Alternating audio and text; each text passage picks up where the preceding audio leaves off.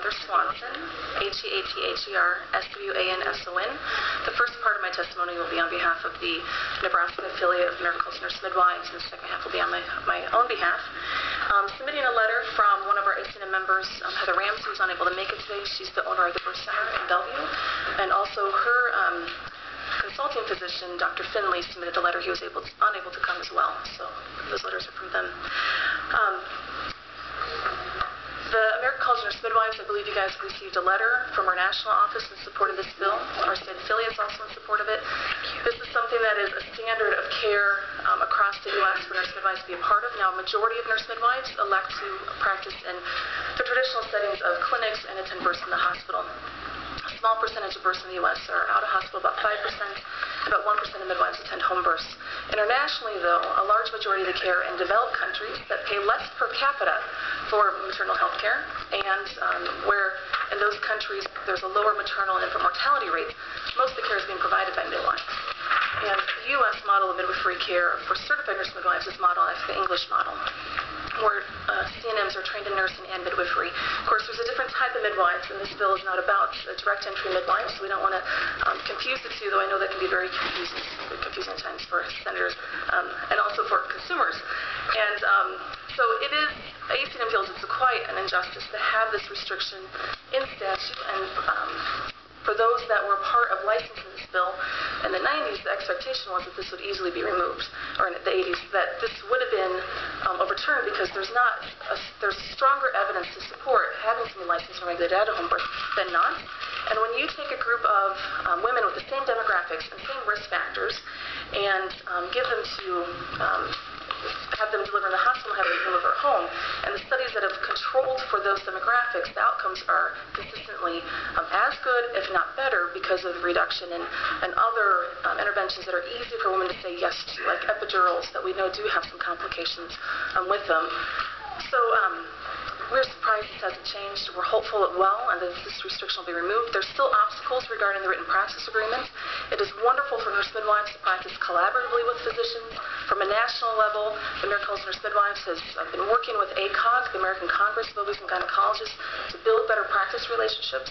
I sat on the ACNM Board of Directors for a term as a regional representative. My term ended last year. We spent a lot of work with them on how do we learn, or how do we work better together so we can ensure safe outcomes. And the ACNM is not supportive of written practice agreements. We know that's been restrictive in states and has prohibited nurse midwives licensure and practice in locations. From a professional standpoint, if I'm going to provide optimal care, then I need to do the work to build a collegial relationship with the physician to earn their respect. And when there's an out-of-hospital birth that I'm attending, to have a written plan to be certain that the clients know the risks associated with wherever they deliver, whether it be a hospital, birth center, or home. And the standard of care for, standard of practice for out-of-hospital birth is to have people sign consent forms to be certain that they know the risks associated. Just like when you go into the hospital and you have a baby, even though you show up in labor, we make people sign a consent form about having a baby. And to have an established plan. If something goes wrong, what do we do? Who do we call? How do we get there? ACNM is the professional organization for CNMs. We have guidelines for practice and for home birth to guide the rules and regs process in states and to guide the practice for nurse midwives that are choosing to deliver out of hospital. From a 407 standpoint, I'll end my testimony on behalf of Nebraska ACNM at that point. On my own behalf, I was part of the 407 review that was done in 2006. Of course, there was a 407 review done in 93 and 94 at the direction of this committee. The findings from that were that nurse midwives should be able to attend home births, and nothing was changed. Then when bills came up after that, I remember Senator Erdman that would sit over there and say, was there not already a 407 review on this? Why do we need to do one again? But Senator Johnson insisted on it before a bill came forward again. So another 407 was done, and if Don Wesley's still in the audience, I think it's a great process to review things, but there were limitations with that, and I felt that there was a lot of bias in that process. I'm thankful for the changes. I think it has improved a bit. I don't think this needs to go back to 407. The technical review committee found that nurse midwives should be able to attend home births. When it went through the further steps, the final decision by the state medical officer was to not allow CNMs to attend home births. So I feel like this process has already cost the state twice. At this point, it hasn't been the best academic review that it could have been. I think it would be hasty to go through the process again because it was a lot of work, time-consuming, and money invested in it. And we we know that in other states, home birth is being done appropriately by people that are held to standards of practice. There's a couple things that came off the questions that you guys have that if I can speak to them as a nurse midwife who attends out a hospital birth. Let's stop at that point just to make sure. Let's take the current questions and then we can come back to that. If that's okay. Senator Chris, you were going to answer the. Go ahead. Finish with. Go. Were you going to answer? Well, I do attend birth centers and home births in the state of Texas. I work for a college of nurses has a division in Kearney, but my clinical practice, because I'm not able to practice here, how would like to I practice out of state. Okay, that's my first question. My second question was in the 407 process, you felt that the 407 took you to a point which would have allowed for home births by midwives, but that it was a decision of the current chief medical officer made the final decision that was not. But also the steps are Technical Review Committee, Board of Health. There's a subcommittee and the full Board of Health, and then the state medical officer. For those that were present there, and there's some women in the room that were present there, people would vote and then give support for it, and it wasn't based on the evidence that was presented to them or the research presented. So there were some biases involved there. Darrell Wills chaired the Technical Review Committee and was on the Board of Health, and I believe he submitted a letter to you guys about his. That is precisely what's different about this 407 process that was not in place. Then my last question is this.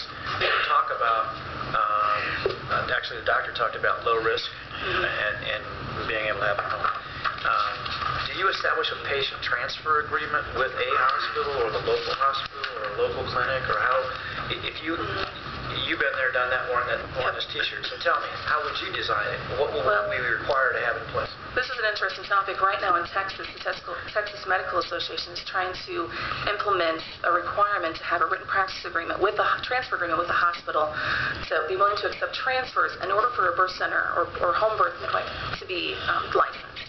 This is a huge obstacle in other states that have implemented this, and it's put businesses out of, nurse midwifery practices out of business.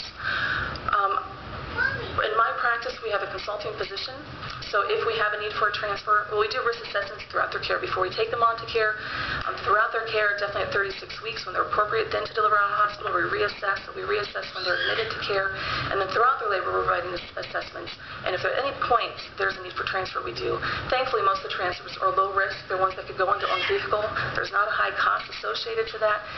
If there are major ones, then we would take an ambulance. But what we end up doing is we consult with the physician and say, here's why I think I need to transfer somebody. They never turn down, when I call, I've never had my consulting physician turn down a transfer because he knows if I call him, it's now not appropriate to stay out of hospital. And the hospital can't turn somebody away. So even if he didn't accept, I could take her to any closest hospital and they would have to treat her. Which is the last question. Yeah. The obstacle in Texas now being provided is it on the hospital end, making it more difficult for a transfer agreement to be put in place, or? I think it would be the pressures from the medical association. But hopefully this bill doesn't pass. It just got introduced last week. This one? But this bill I'm talking about that would require the transfer agreements with hospitals. Okay, I'm just kidding. So I work at a birth center that has over nearly 7,000 births and incredible outcomes. And birth center births, we have births in a birth center here. Outcomes are incredible. There was an article that came out this past month about the outcomes of birth centers. And people don't realize often that we take the same thing to a home that we have in a birth center. There's no difference in what we have for medications or supplies.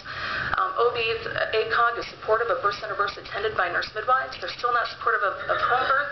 There's a lot of kind of work yet to be done there, but it looks no different. Sometimes we're actually closer to the hospital than we were at the birth center, and then people don't have to drive in labor. So from a supply standpoint and standards of practice, it's consistent. They're the same.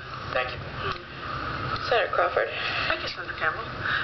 We discussed the packet of outside testimony when we first sat here, so I've had a chance to read it thoroughly, but it looks like to me that the 2006 review, in that review, they were also wanting to remove the requirement for a practice agreement with a physician.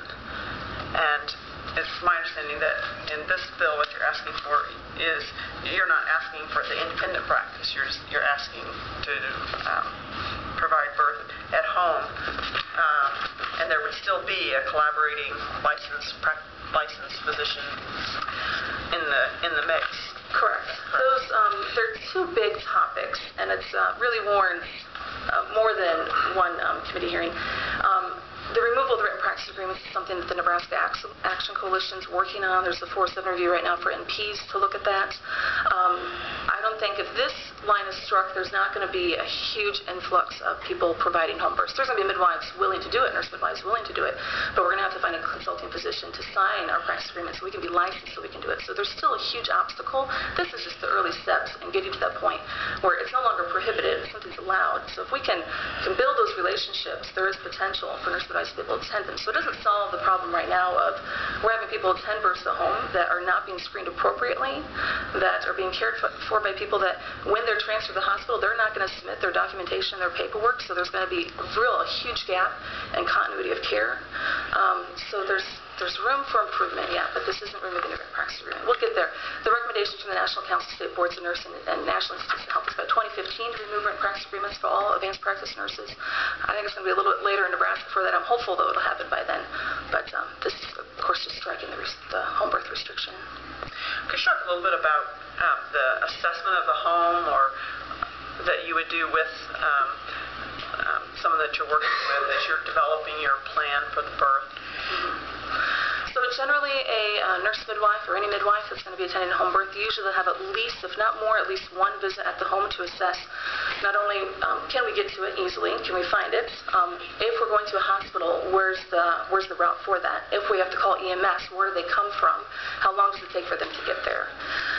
So those are some initial things. Then the other issues, which most people wouldn't think are a big deal, but if you're attending home births on a reservation, or I'm in an area that has colonias, which are a lot like reservations, is the home clean enough? Is there running water? Is there heat? And can we do the things that we do at a birth safely and appropriately? And sometimes there are living conditions where it's not appropriate. The birth center I'm at, the nurse midwife, there were Catholic sisters that founded it. They started to attend home births, then built the birth center because the living conditions weren't appropriate for home birth. And now they've since resumed them. But it's a selective process. So just like risk assessment, some women are not appropriate to stay out of hospital. Likewise, sometimes the living conditions, their home environment isn't appropriate for it. So, could you talk a little bit about the prenatal and postnatal care that you provide as a nurse midwifery care, when it comes down to labs that are done and follow-up, it's going to be, there's standards of care that are established in the U.S. by the CDC, and a lot of the standards have been established by ACOG, actually, the American Congress of Obese and Gynecologists.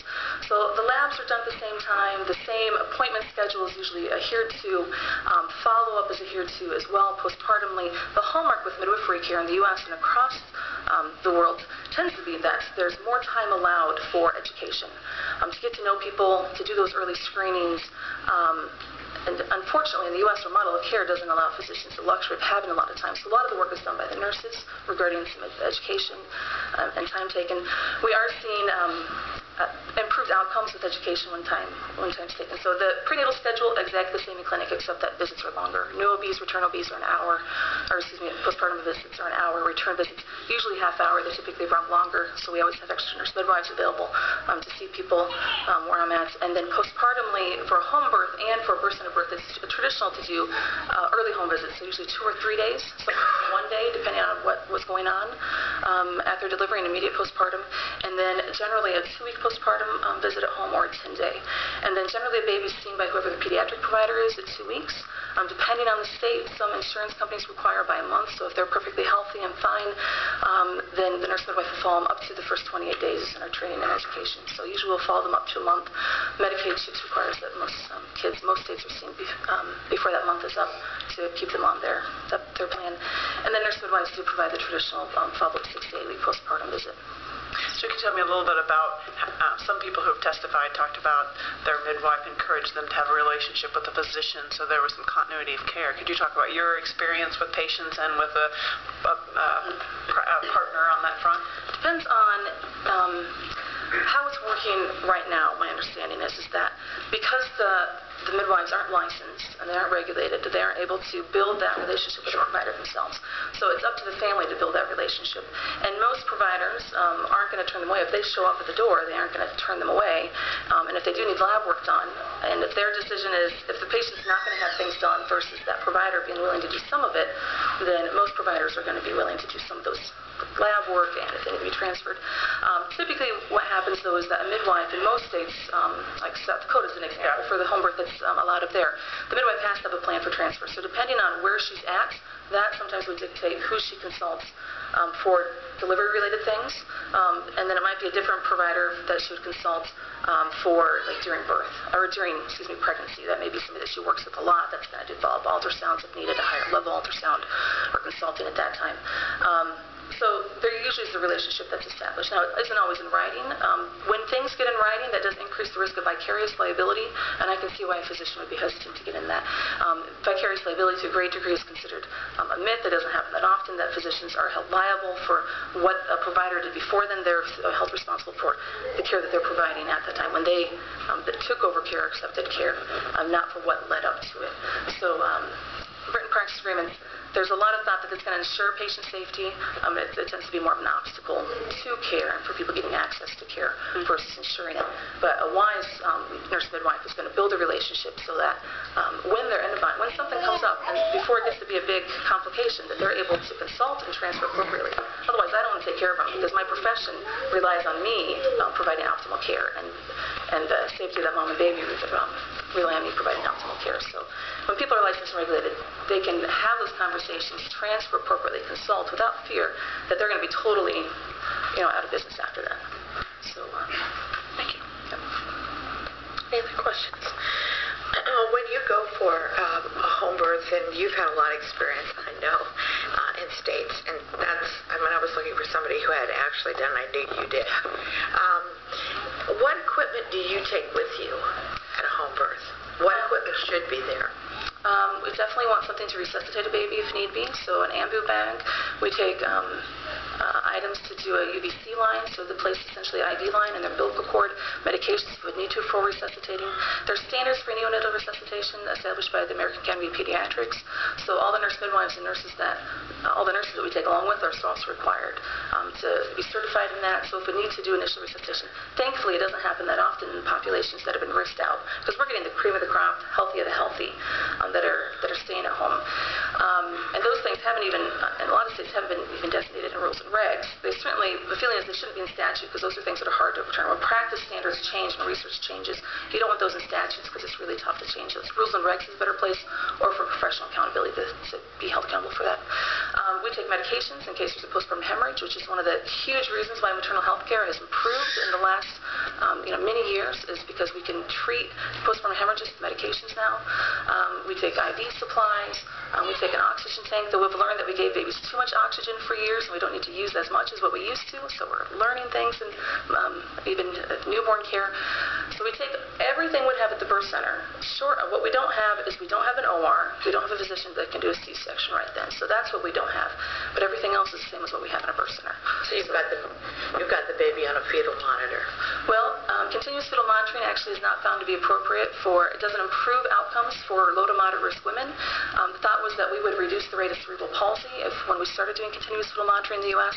And what we found in ACOG is a statement to this effect that actually did not reduce CP rates, actually increased rates of C-sections, vacuum deliveries, and forceps. So what we do for women that are low to moderate risk, we do intermittent fetal monitoring. So we listen to the heart tones intermittently with a handheld Doppler versus a continuous fetal monitor. So that answers. Yeah. Thank you very much. Any other questions? Thank you very much. Yes. I know there were some other questions that came up. I'll submit some documentation afterwards. And I have a great little video about the history. If you guys haven't seen it, I'll be sure to get that in an email as well. So, thank you. Thank you. Our next proponent